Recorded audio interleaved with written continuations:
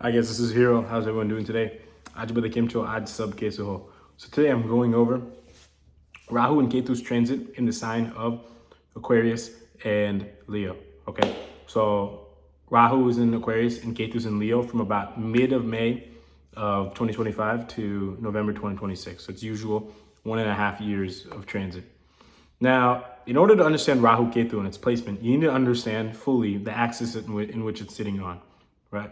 So the Aquarius Leo axis, it's very karmic in a sense that Leo represents your fulfillment, okay? The things that give you fulfillment. This is why it's ruled by the sun, right? Leo.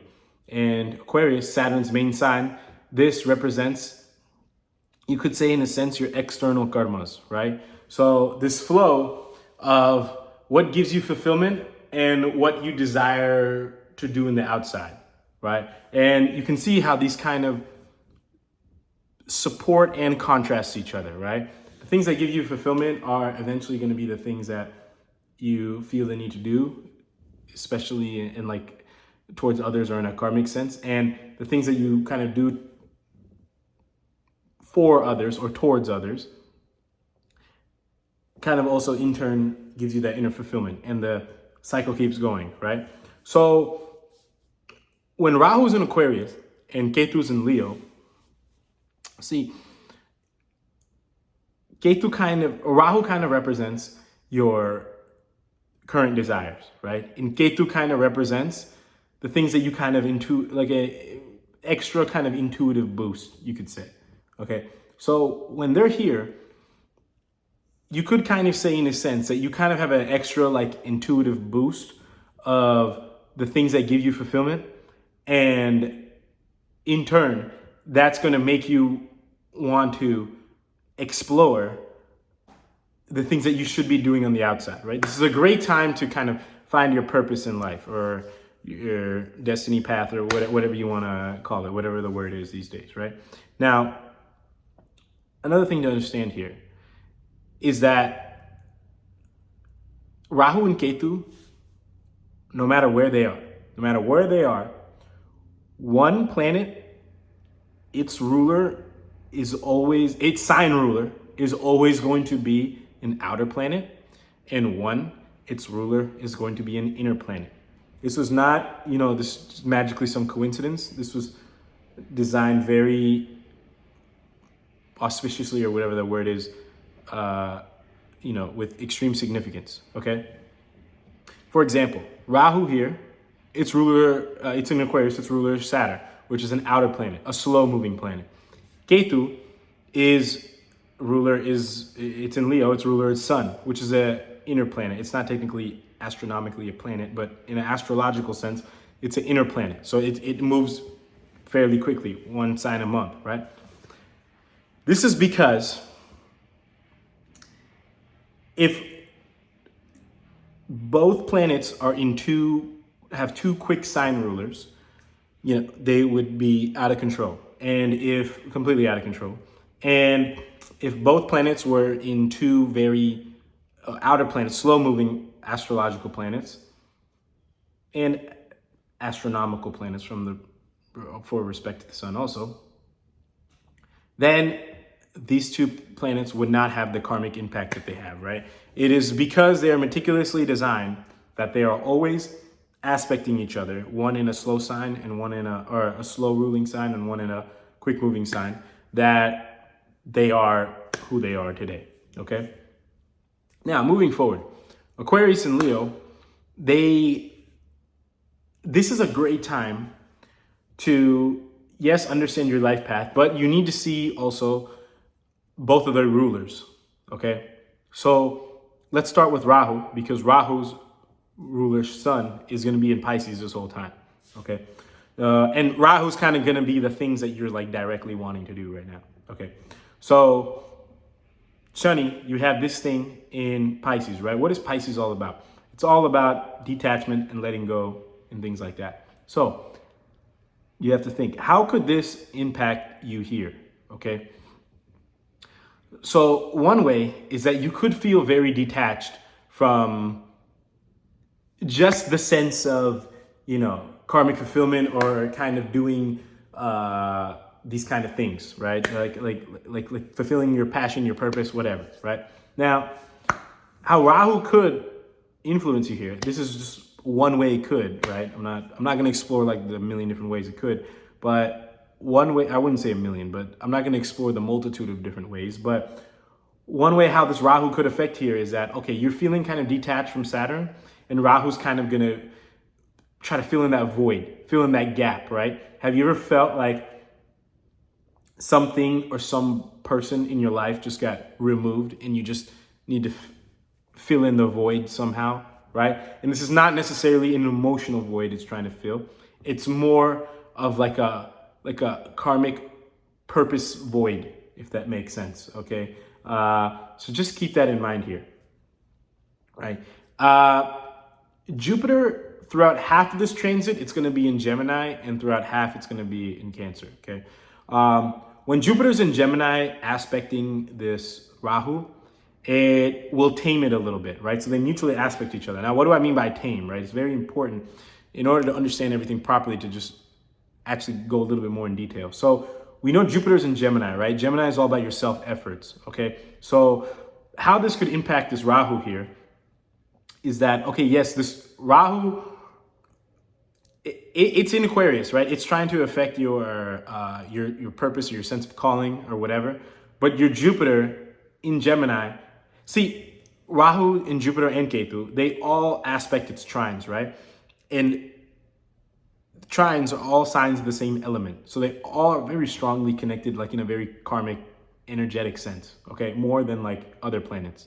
Other sign groupings, we can say, okay? So Jupiter in this Gemini, your Gemini is your efforts, right? So your efforts and your calling are directly connected. This is why they have the same element, and this is why, Jupiter or Rahu or Ketu, whenever they're sitting in one of these signs, they're going to aspect the other one, right? So yes, your Rahu here is going to still play that influence of, trying to show you your calling, but your Jupiter will kind of make sure your actions stay in line, or you're not going to get too out of line in, certain actions you take, specifically from a verbal sense, right? Because Gemini is ruled by Mercury, which governs speech, okay? So this is kind of how you have to like put the clues together, okay? Another thing. So we talked enough about Rahu, right? And Ketu often doesn't get talked about enough. It's because its effects usually aren't in line to what we like want to happen, but it's still very important to talk about here. So your Ketu's in Leo, right?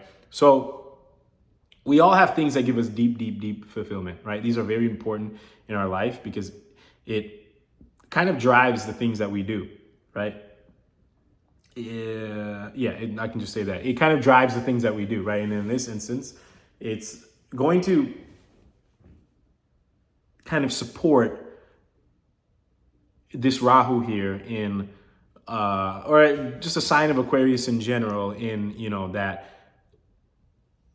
that calling or that the sense of karmic fulfillment you feel the need to fulfill in this lifetime, right? So Ketu, it's kind of going to guide you in the sense of, okay, what is it that actually brings me fulfillment, right? And remember I said, Ketu in Leo, it's ruled by a quick sign, right? Now, the things that kind of give you fulfillment, it's ruled by Sun, which is Sun is what, right? It's your ego, identity, sense of self, right? So the things that kind of give like your sense of self, this is not your soul or whatever you want to call it. It's just your sense of self, right? Your soul is actually like true consciousness. You could say it's Jupiter, you could say it's something else. But what brings your ego fulfillment, it's constantly changing, right? This is why, relationships that are kind of superficial in nature usually end quick. But anyways, your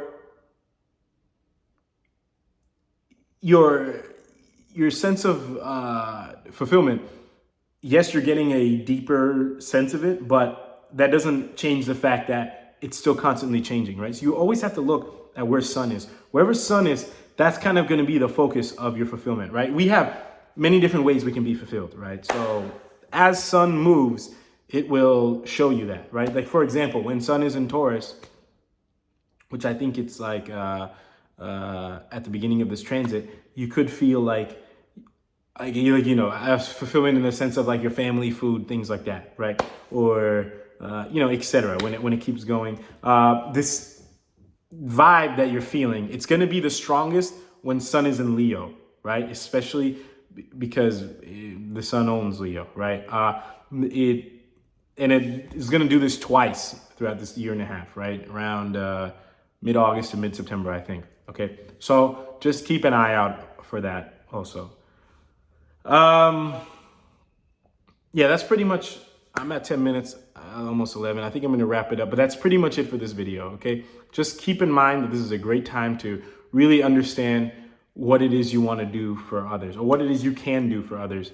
And not only that, right? Not only what you can do. Everyone always is trying to think, oh, what can I do? What can I do? What can I do? Especially in the sense of like, trying to make money and things like that.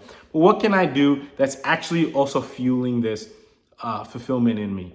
Okay. And like I said, sometimes it doesn't always have to be some money-making scheme and, something that you're going to, get recognized greatly for, or things like that. Yes, Rahu and Aquarius, it kind of typically can give this kind of stuff, but not everyone is going to be, especially with the standards of social media constantly increasing, not everyone is going to get recognized left and right. And even if everyone is getting left and right, now no longer means something. And there's going to be some new thing that people are aspiring to achieve. So some grand status and recognition, Rahu is not, Aquarius is not always going to give that, right? But it's going to kind of give you what your calling should be. Now, sometimes some people's calling can give that, right? Usually you have to look at where Saturn is, right? Look at where Saturn is in your chart, right? If it's somewhere, favorable and things like that, then, and what is in your actual Aquarius sign natively, right? And that's more for the recognition piece. But now for the actual inner fulfillment piece, or not,